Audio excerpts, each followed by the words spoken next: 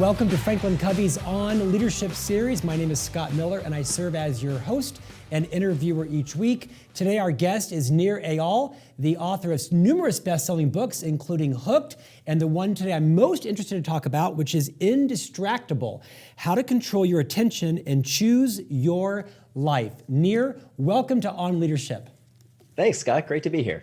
Hey, man, great to have you here. Fascinating book. As you may know, and our guests certainly know, we carefully curate every week who we want to have on the On Leadership series. This is now the world's largest subscribed to and accessed weekly podcast dedicated to leadership. So as we talk about being indistractable today, I'm going to be especially interested to hear how can leaders, people who have just, the most demands of anyone in life, they're probably parents or perhaps their spouses, they certainly have personal lives, and they have an unprecedented level of focus and demand on their attention. How do leaders help to build this competency around being indistractable? Before you answer that and go there, I'd love to have you take a couple of minutes and orient our listeners and viewers to your journey. How did you become a best-selling author? Why are these topics so passionate to you? And what motivated you to write both Hooked and Indistractable? Yeah, so I am what you call a behavioral designer. So I use the psychology behind how certain products are built to help people, number one, build the kind of products and services that can become more habit forming. So my first book came out of a course I taught at the Graduate School of Business at Stanford and the design school there. And that book, Hooked, was all about how we can use the psychology that companies like Facebook and Google and Instagram, all these big tech companies use to make their products so engaging. What if we could make all sorts of products the kind of things that are more engaging, more habit forming? And that's exactly what's happened in the past 5 years since that book was published. Companies like Kahoot, the world's largest educational software, gets kids hooked onto in-classroom learning. Companies like Fitbod get people hooked to exercising in the gym. One of my clients, the New York Times, uses the Hooked model to get people hooked to reading the newspaper. So we can use the Hooked model to get people hooked to healthy habits. Now, there's also a flip side. And that flip side is that sometimes products are designed to be so engaging that they can become distractions. And so that's what led me to write Indistractable, because I am so well aware of how these techniques are used. I wrote the book about it after all, that I wanted to explore the other side of the equation in terms of why is it that sometimes we go off track and become distracted from one thing or another. And for me, it was a very personal journey. It took me 5 years to write this book, frankly, because in the beginning, I kept getting distracted from one thing or another. I couldn't focus. And it was, ironically enough, it was the fact that I had become successful with my first book. Writing that first book was relatively easy because I wasn't getting a lot of emails and demands on my time. And the more successful I became, the less I could have time for the thing that made me successful in the first place, the research and the writing. And so not only was it something that took a toll on my professional career, I also noticed that it took a toll on my personal life and my family life. I remember shortly after Hooked was published, I had an afternoon planned with my daughter. And we had this beautiful afternoon planned, just daddy and daughter time. And my daughter and I had this book that daddies and daughters could use to get closer to each other, different activities that we could play with each other. And one of the activities in this book was to ask each other this question, that if you could have any superpower, what superpower would you want? And I remember the question verbatim, but I can't tell you her answer, because when she answered, I was busy looking at some silly thing on my phone, some work email, or I don't know, some ping or ding on my phone, and I couldn't pay attention to her. I said, oh, honey, just wait one quick minute. I just need to do this one thing. And she got the message that whatever was on my phone was more important than she was. And by the time I looked up from my device, she had left the room. And so I remember that incident, and that's really what caused me to reassess my relationship with distraction. That it was something that I wanted to stop doing. I wanted to finally become the kind of person who did what they said they were going to do. I was embarrassed that I didn't live with personal integrity. And so whether it was with my personal life, whether it was with my family, my work, or in terms of focusing on myself, day after day, I would say things like, oh, I'm definitely going to exercise today, and I didn't. Or I'm definitely going to eat right, and I wouldn't. Or I'm going to work on that big project and stay focused and do what I said I'm going to do, and yet I wouldn't. And I would constantly lie to myself one day to the next. I remember my to-do list. I have all these things on my to-do list. And then, half of those things would get recycled from one day to the next, to the next, to the next. And that's just a horrible feeling. So that's when I decided that if there was a superpower that I would want the power to become indistractable, because I think becoming indistractable is the skill of the century. It is something that all of us need as this macro skill to help us make sure that we can live the kind of lives we want to live. You know, Nir, that story with your daughter is just shameful parenting. That has never happened to me with my 3 boys. Right. It's funny you should say that. I actually told that story to a friend of mine, and so he was curious what his daughter would say. And so he asked his daughter, we have kids of similar age, and so he asked his daughter, he said, honey, what superpower would you want? And she said, Daddy, I want the power to talk to animals. And he said, oh, that's interesting. The power to talk to animals. Why is that, honey? And she said, so that when you and mommy are on your phones, I'll have someone to talk to. Yeah, we've all been there. That's sobering. Right? That's sobering. I liked how also that you openly disclosed after writing the book Hooked, which kind of took the consumer technology packaging, world by storm. There were a couple of companies that adopted the ideas of Hooked into their design, and you chose to invest in them because you were so kind of proud but transparent that it was working. Talk a bit about that. Yeah, absolutely. I mean, there's, my publisher originally, when I started asking my agent, my publisher about the idea for Indistractable, the original idea was, why don't you write Unhooked?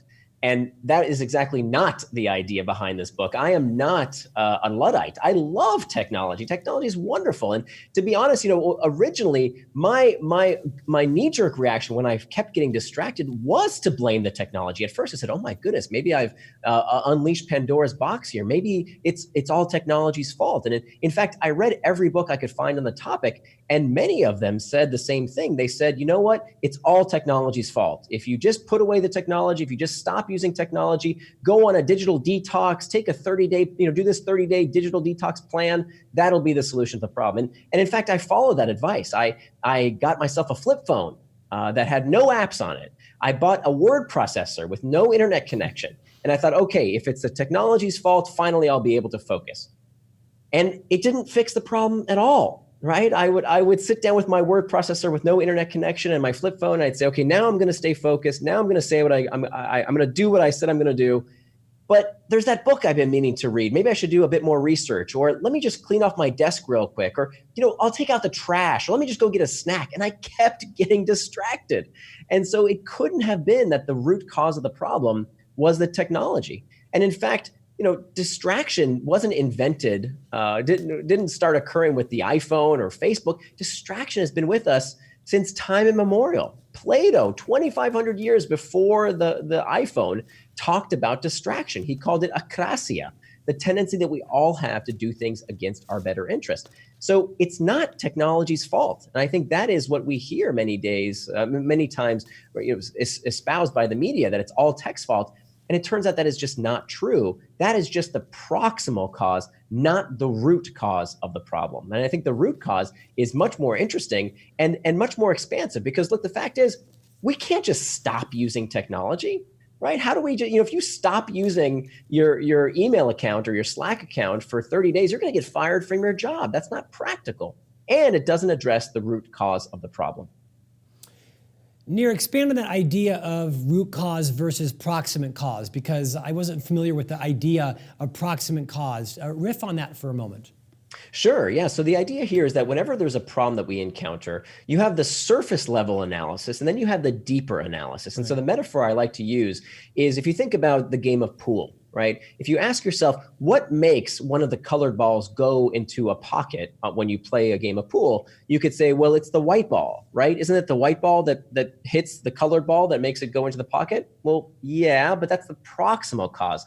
The root cause is not the stick, it's not the ball, it's the player. If you take the player outside of the equation, then that behavior, that action doesn't occur. And I think the same metaphor applies for distraction. That every generation has had its scourge of distraction, has had its moral panic around one thing or another. Today it's technology. Before that it was the television or the radio or the comic book or the novel. I mean, all of these things, there was a moral panic that these technologies, these things were melting our minds and harming us. And of course, the answer is never quite so simple. that these things are nothing but proximal causes. They are tools. And so what I wanted to provide is a tech positive approach and to show people that we are much more powerful than we think, that in fact, we can get the best out of these technologies without letting them get the best of us. Nir, in the book, you write about this premise that most of our behavior is based on a desire to escape pain or conflict. Talk a bit about that. Yeah, sure. So I think a good place to start to understand distraction is to understand what is the opposite of distraction. So the opposite of distraction, think for yourself for a minute, what would be the opposite of distraction? Most people would say the opposite of distraction is focus, but that's not true. That in fact, the opposite of distraction is traction. That if you look at the etymology of both words, traction and distraction, both come from the same Latin root, trahare, which means to pull, and they both end in the same 6 letters, A-C-T-I-O-N. So that word is action. So traction and distraction both end in the word action. So traction is defined as any action that pulls you towards what you want to do, things that you do with intent. Now, the opposite of traction is distraction, anything that pulls you away from what you plan to do. Now, this is really important, this dichotomy, for 2 reasons. Number one, anything can be a distraction. Let me show you an example. So I used to, before I wrote this book and changed my life using these techniques, I would oftentimes sit down at my desk and I'd say, okay, now it's time for me to do what I said I'm going to do. Here I go. I'm going to stop procrastinating. I'm going to work on that big project. I'm going to stay focused. Here I go. But let me just check email real quick. Let me just do that easy thing on my to-do list real quick. Let me get myself going, be productive with a few of these other tasks. And I would argue that checking email, checking that Slack channel, even though it feels productive, that's not work, that's pseudo work. Because you see, distraction is really deceptive. Distraction tricks you into thinking that something is important when it isn't. And what we do when we prioritize these tasks, like email and checking Slack channels, checking the news, thinking we're being productive, thinking we're doing something that we should be doing when we're really not intending to do that behavior, when we're doing it out of something that is a distraction rather than traction, we are prioritizing the urgent at the expense of the important. So anything can be a distraction if it's not what you plan to do with your time. And I would argue that checking email when you said you would work on that big project is even a more dangerous distraction than playing a video game or checking Facebook. At least when you do those things, you know that you're slacking off. When you trick yourself into checking email when you said you would work on that big project, you're unaware that you're getting distracted. So anything can be distraction. I would also argue that anything can be traction. That there's nothing wrong with checking Facebook or Instagram or watching a video on YouTube or enjoying a movie on Netflix. None of these things are evil. They're not melting your brain. There's nothing harmful about them if you use them on your schedule with intent. That's the big defining trait. So if you can think about it in your mind, you've got traction to one side, you've got distraction to the other side. Now, what pulls us towards traction or distraction? Triggers. Triggers prompt us to all actions, and there are 2 types of triggers. We have what's called internal triggers and external triggers. External triggers, this is what we tend to blame when we talk about distraction. It's the pings, the dings, the rings, all of these things that can lead us towards traction or distraction based on whether it's something we plan to do or something that takes us off track from what we plan to do. So there's a lot we can do to hack back those external triggers, but it turns out in my 5 years of research, that is not the root cause of distraction. That most distractions do not originate outside of us. It's not the pings and dings. Most distraction originates from within us. And this leads us to your question around this discomfort that leads us to do things we didn't intend to do. This is the root cause of distraction. This is the answer to Plato's 2,500-year-old question of why do we do things against our best interest? Why do we get distracted? To understand the answer to that question, we have to actually go a layer deeper, to really start from first principles, to ask ourselves, not only why do we get distracted, why do we do anything and everything? What is the nature of human motivation? Now, most people will tell you that human motivation is about carrots and sticks. We've all heard this. This is called Freud's pleasure principle, that everything we do is about the pursuit of pleasure and the avoidance of pain.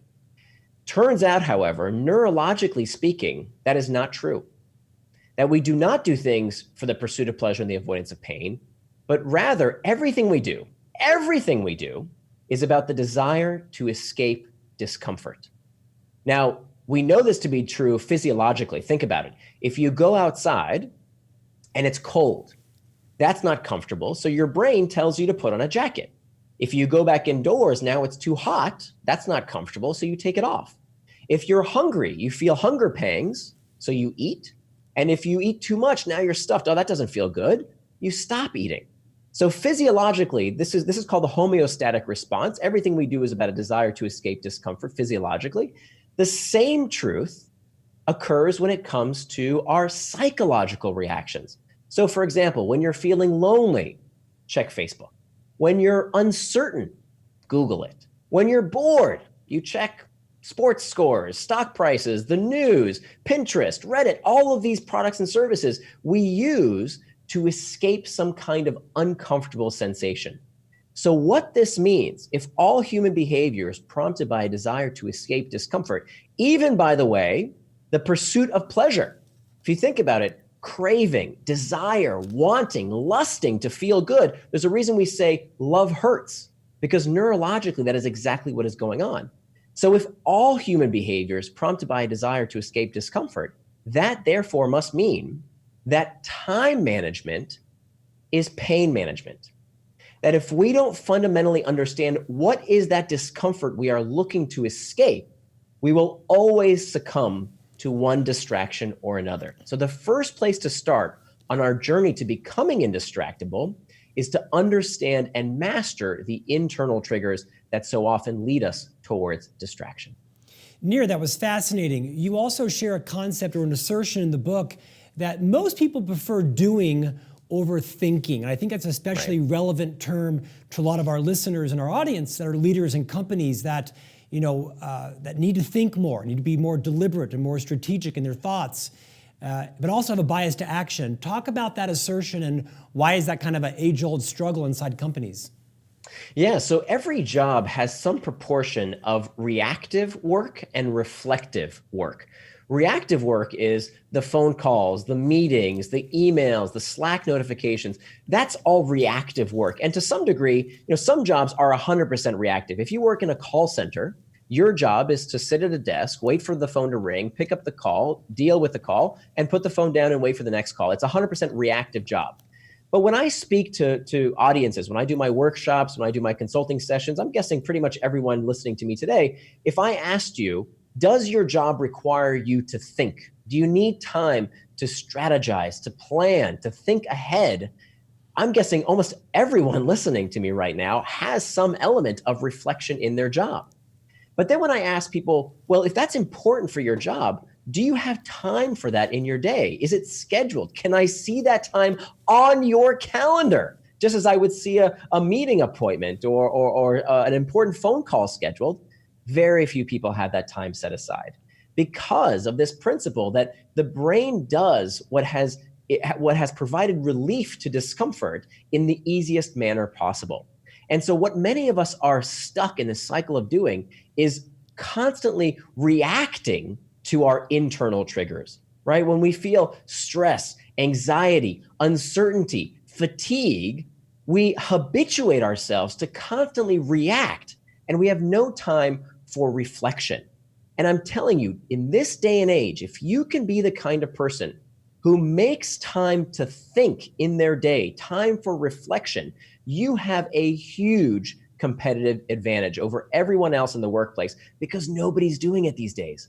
Nobody makes time in their day to think about the future, to plan, to strategize. That is a huge competitive advantage because everybody's so busy reacting to things that they have no time for reflective work. And the reason we do that is because it's super easy, right? If you feel stress, if you feel anxious, if you feel uncertain, just check email, check Slack, check whatever, and that makes us feel better. But of course, that only perpetuates this terrible cycle of responsiveness that the worse people feel, studies have shown, the more likely they are to send superfluous emails, to call meetings that don't need to be called. And so not only are they distracting themselves, they're distracting everyone else in the workplace as well. And the root cause of all these problems is that we don't have the tools in our toolkit to deal with these uncomfortable emotional sensations. Nir, I want to get tactical in a moment. Share some advice you might give to leaders of teams. That you just talked about how people who are easily distracted that end up distracting others. That's a cultural issue. What advice would you give to a leader today where she or he wants to build a less easily distracted team of competent professionals? What are some things they could do immediately to be the model of that with their team?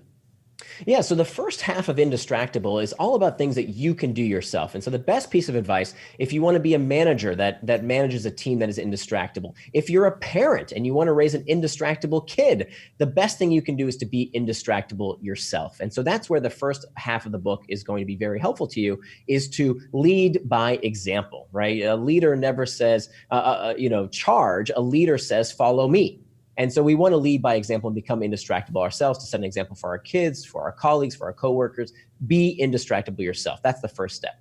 Now, that being said, distraction is not necessarily a problem we can solve all by ourselves. Let me give you an example.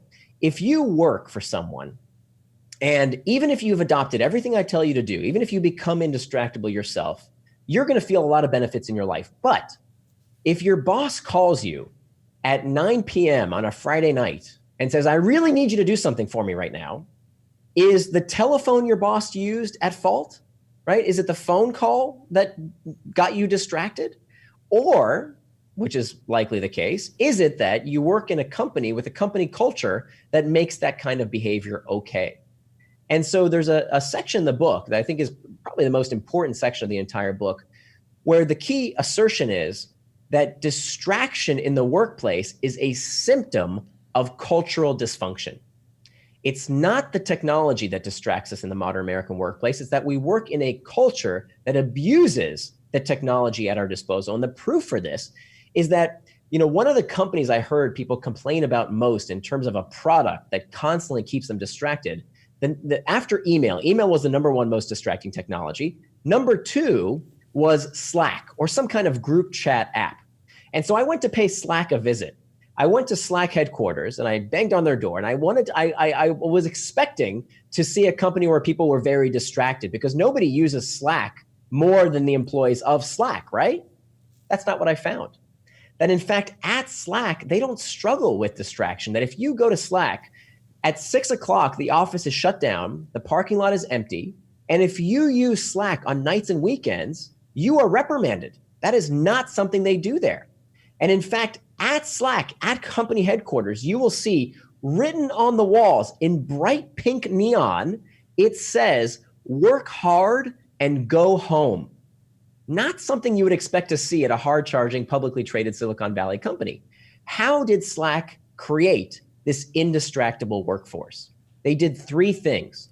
Number one, they allowed employees to have psychological safety. Psychological safety is a very important concept. It's building a work environment where people can raise concerns without fear of getting fired, right? So they have this environment where people can talk about their problems. Number two, they give people a forum to air these concerns. At Slack, interestingly enough, they do this over Slack. They have Slack channels where people can air these grievances with the company, can talk about these concerns and work out some of these issues. At other companies, for example, I profile a company called Boston Consulting Group. Many of you know Boston Consulting Group. It's one of the top 3 strategic consulting firms in the world. They also have these weekly meetings where people can talk about these concerns. They have these meetings for what they call PTO, predictable time off, where people can talk about these concerns. And then finally, and most importantly, the third trait of these companies that are indistractable is that management exemplifies what it means to be indistractable, that culture flows downhill.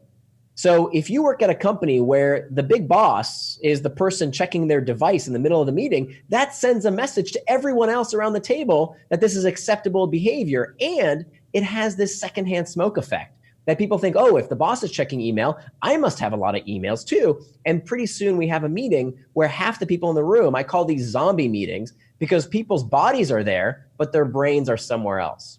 And so we've got to make sure that we exemplify as company leaders how to be indistractable. And I tell you exactly how to do that in the book as well. Nir, I want to save some time to talk about a couple of stories in the book, but you also have a great concept called the 10-minute rule that comes in this idea of liminal. Is it liminal moments? Liminal moments, yeah, right. Would you expand on that? Sure. So there's 4 basic steps to becoming indistractable. And I touched on the 4 points of this compass before. The 4 basic steps are to master the internal triggers. That's step number 1. Step number 2 is to make time for traction. Step number 3 is to hack back the external triggers. And step number 4 is the last resort. This is preventing distraction with pacts. So your question around how do we use some tactics like the 10-minute rule, which I'll describe, and liminal moments, that falls into the first category of how do we master our internal triggers. So let me talk about these liminal moments. Liminal moments are the moments between engagement, the moments between moments. So for example, if you went to a meeting and on your way back to your desk, you're checking your phone, there's nothing necessarily wrong with checking email on the way back to your desk, as long as when you get back to your desk, you do the task you said you were going to do. You use your time the way you said you would. That's where these moments are very dangerous. Not only can they be dangerous for our productivity, they can also endanger our lives. If you've ever used your phone while waiting for a red light, that is another example of a liminal moment. So what do we do about these things, right? The reason we succumb to these liminal moments, one of the ones that used to get me all the time was I would open a web page, and while that page was loading, I would open up another web page, all right? In the meantime, we have to identify what is the internal trigger that leads us to distraction. And in many cases, it's just simple boredom or fatigue, uncertainty. It's these uncomfortable sensations. So let me give you a few tactical things that you can do. The most important thing is that you understand the strategy. Tactics are what you do. Strategy is why you do it. So the most important 4 things I want you to take away from this conversation are those 4 strategies of mastering the internal triggers, making time for traction, hacking back external triggers, and preventing distraction with pacts. But let's dive into one important tactic for how to master internal triggers. Okay, so when we feel these uncomfortable emotional states, these uncomfortable internal triggers, what do we do about it? Some people will propose strict abstinence. Okay, when you have a temptation, whether that temptation is to get distracted by checking email or Twitter or the news when you should be working on a big project, or whether you're distracted while you're with your daughter, as I was, or whether it's that piece of chocolate cake you shouldn't have and yet you're tempted to eat it, many people will say, well, just say no, right? Like Nancy Reagan used to tell us in the 1980s, it doesn't work. And let me tell you why it doesn't work. Let's do a quick experiment. Right now, I'm going to ask you to not do something that you have probably not done all day long. So it shouldn't be that hard, right? Do me a favor here. Right now, with all your might, I want you to not think about a white bear. What are you thinking about? Nothing but a white bear, right? Because that resistance, that telling yourself not to do something makes you ruminate on it more.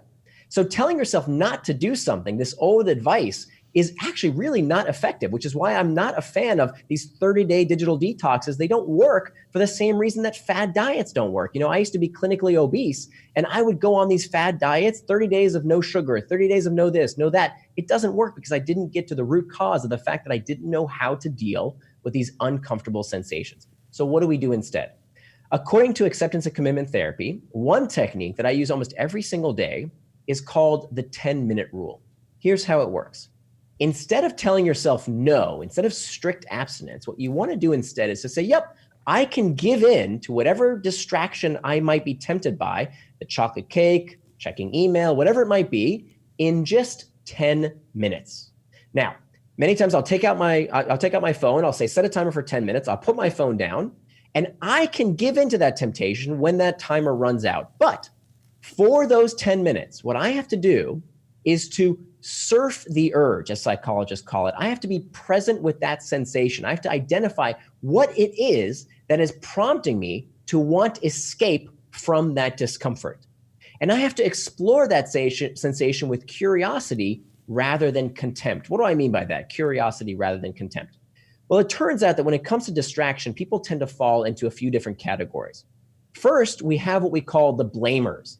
The blamers, they say, oh, it's technology doing it to me. It's Facebook, it's the iPhone. This is my favorite. It's this modern world that's doing it to me. They blame stuff outside of themselves. Then we have the shamers. The shamers take it inside, right? They say, oh, there's something wrong with me. Maybe I have a short attention span. Maybe I'm lazy. Maybe I'm an imposter. Maybe I don't know what I'm doing. And they shame themselves. Neither of those strategies work because the blamers are blaming something that they have no control over. You can't change these technologies. They're not going away. The shamers make it worse because every time we shame ourselves, we spur more of these internal triggers, which make us feel even worse, which make us more likely to seek distraction. So we don't want to be blamers. We don't want to be shamers. We want to be claimers. Claimers claim responsibility for their actions, not for their feelings. You can't control how you feel. That is not in your control. You can only control how you respond, which is where the word responsibility comes from. You can only control how you respond to those sensations. So as opposed to the habitual distracting action, instead what we want to do is to explore that sensation with curiosity, to ask ourselves, what is it that is driving us towards that distraction? And for those 10 minutes, during that 10-minute rule, we can either sit with that sensation, explore it with curiosity rather than contempt, or get back to the task at hand.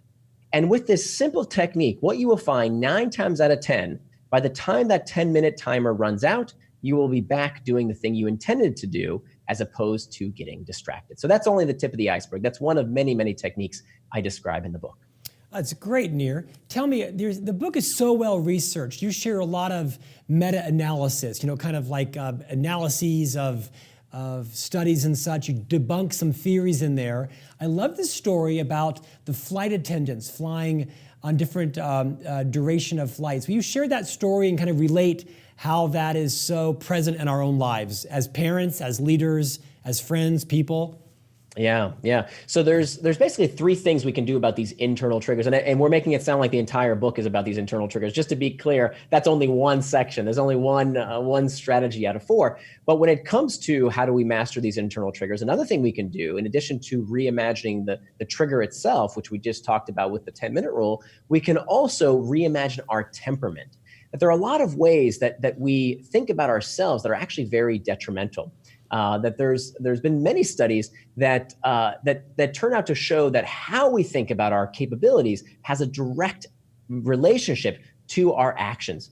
So there's one particular study that I think was really interesting in that it took 2 groups of flight attendants who all smoked. Okay. And I use the study of addiction because we hear today that technology is so addictive and that we can't stop doing these things. They're hijacking our brains. And so many times I look at the research around addictive products, things like cigarettes and drugs, to show that, look, if we can actually change our minds around these very addictive products like nicotine, like heroin, well, then certainly these tactics are going to work with distractions like our email and Facebook accounts. So when it comes to this particular study that you mentioned, they took 2 groups of flight attendants, both left from Tel Aviv airport. One group of flight attendants was on a flight to New York. The other group of flight attendants was on a flight to London. Now, the flight to London is about a 3-hour flight, and the flight to New York is about a 10-hour flight. And they asked these flight attendants, who are all addicted to cigarettes, they asked these flight attendants to please rate their level of craving every 30 minutes along this flight. And they did so. And what they expected to find in this study, if nicotine is something that is processed by the body, and the longer it has been since your last smoke, the more you crave it. That's kind of the popular notion of addiction, is that as the nicotine is metabolized, the longer the elapsed time between your next smoke, the more you want it, right? That's kind of the traditional theory. So you would expect that after the same amount of time elapsed, both groups of flight attendants would have a spike in their cravings for the cigarettes. But that's not at all what happened. That in fact, it wasn't the amount of time that elapsed since they departed, since they had their less smoke that caused the spike in craving, but in fact, it was the amount of time until they could smoke the next cigarette. So what does that mean? What the study found was that 30 minutes before the flight attendants arrived to London, that's when they reported the highest level of craving for these cigarettes. Meanwhile, the flight attendants who were on their flight to New York, they were high above the Atlantic Ocean. They reported very low craving, even though the same amount of time had elapsed. It was only until 30 minutes before the flight attendants who arrived in New York could smoke that they also experienced this spike in cravings. And so what this means is that mindset really matters. How we think about temptation is very, very important. That it wasn't until the flight landed and the passengers were departing, that's when the flight attendants were thinking, okay, get off the plane already so I can smoke the cigarette. That's when they experienced the highest level of craving. And it turns out that if we can change our mindset, our viewpoint around these distractions, around our temperament and how we succumb to these distractions, we can greatly alter how we respond to those uncomfortable emotional itches. Nir, we could go for 2 more hours. This is captivating. I think every leader in any kind of role is dealing with this issue of indistractability and how do we manage these triggers. Our time is ending. Tell us what's next for you. What are you working on? What's interesting to you? What are you learning?